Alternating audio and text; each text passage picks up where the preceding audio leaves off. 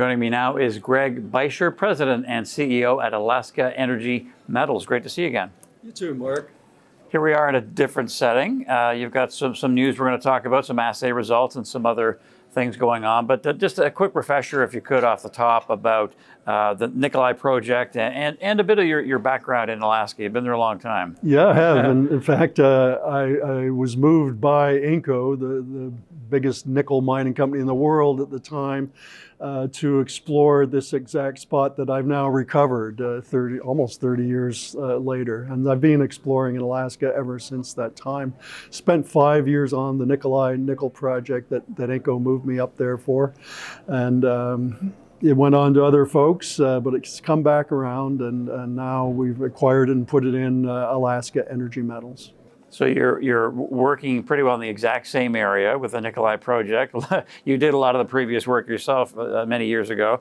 And so you've recently released assay results from a couple of holes. And you said that we're discovering pretty well exactly what we thought we would. What do you mean by that? Right. Well, years ago in the 90s, when I first explored there, our target was rich, massive sulfide ores, which I didn't find, to my disappointment, but I did drill hundreds of meters of disseminated nickel copper sulfides that at the time wouldn't have been economic, but in today's new world of metal demand could very well be economic. So we've raised the money, set out to drill holes, drilled 8 holes on 300-meter centers to start blocking out the first resource on the project. And we did intersect what we thought, based on that historical drilling, what we thought we'd get.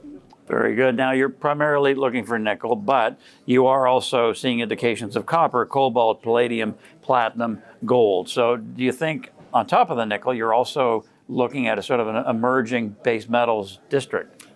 All those accessory metals are there, and they contribute to the value of the rock, but nickel carries the load. Who knows what could be found, but additional things that we could find, but we know almost for sure we've got what's probably a very large deposit of nickel with those accessories. All right, now, so you're using the results that you're getting along with the historical data, again, that you were part of back in the day. And so do you think you can, I guess you have said you possibly can accelerate the publication of your maiden resource eventually, right? Sure. I've been telling our investors that it'll be next March before we get all our assay results from the drilling we've just completed this summer, crunch all the numbers and come up with a maiden resource. But we, during the summer, acquired a private historical data set that included logs and assays, certificates for the historical drill holes. And some of them are clustered close enough together that we can calculate an inferred level resource in 2 different spots, actually, a few kilometers apart. And that news is imminent. And once we have these 2 resources 3 kilometers apart, it's going to be apparent to everybody that if we drill in between, it's going to join up. And so should be a very large deposit. And lastly, Greg, you've said that there's a lot of blue sky for Alaska Energy Metals, that the stock should eventually catch up to peers. Are investors, it's a tough market as we know, but are investors starting to catch on to the story, do you think? Yeah, people, it definitely resonates, the idea that this is Alaska nickel for the United States. You know, the country is so vulnerable.